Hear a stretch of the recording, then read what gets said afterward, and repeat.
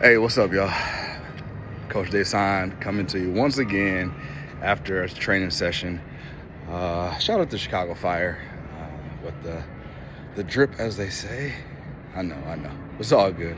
Coming to you with part 2 of how to, get recruited and how to position yourself in order to play college soccer. So, next thing I want to talk to you about briefly is ID clinics. ID clinics are important, and some may say that they're a waste of time, waste of money, things like that. And sometimes they can be, just because maybe a college is not interested. But ultimately, they are a good resource for you to try and get recruited, to be seen. It is the wave. It's the way that things are going right now. So they are important. Have there been success stories? Certainly. But ultimately, going to an ID clinic is important, especially to a school that you are interested in.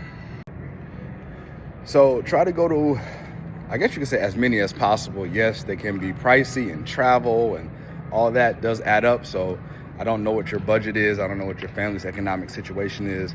I don't know if you have a job, but nevertheless, ID clinics are important. Colleges are putting them on. Sometimes they'll put them on.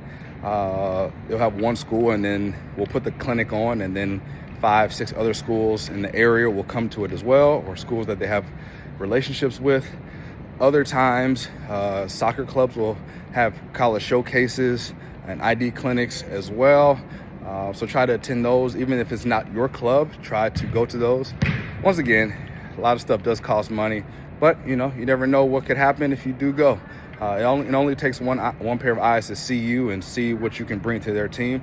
So I would encourage you to go to the ID clinics. Be calculated, yes. Go to as many as possible, but also be smart about them as well. So ID clinics are important, and they do help out with your ability to get recruited. The next thing I want to talk to you about is social media. Social media is mad important these days, as you know, pretty much in every facet of life. It is not a necessity, but it certainly helps with marketing. And ultimately, you are marketing yourself, trying to make sure that you are putting yourself in a position to get picked up by a college of your liking, or a college that suits your needs as best as possible. With that being said, make sure you're posting things that are acceptable. Make sure you're posting things that are, would not, cast you in a bad light.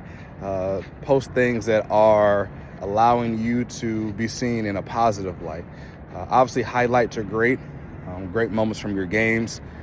Great moments where you had an assist, or you stopped a shot, or your team won a championship, or you're going to be at a showcase or some big tournament where college coaches can go see you.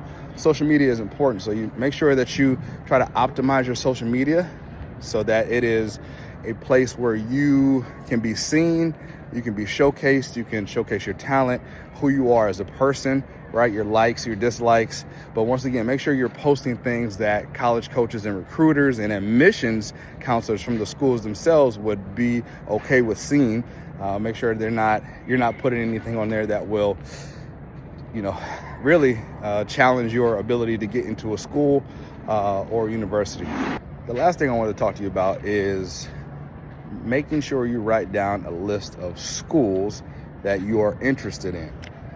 I think you should have different tiers, probably, right? I used to teach at a high school, and they used to have some different categories for schools that, are maybe a small chance of you getting into, but you still potentially could get into.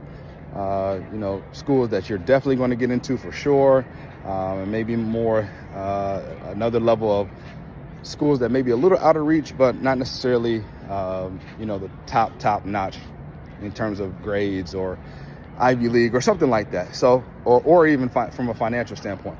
With that being said, you should create a tiered list of schools that you are interested in based on location, your major, or something that you're interested in.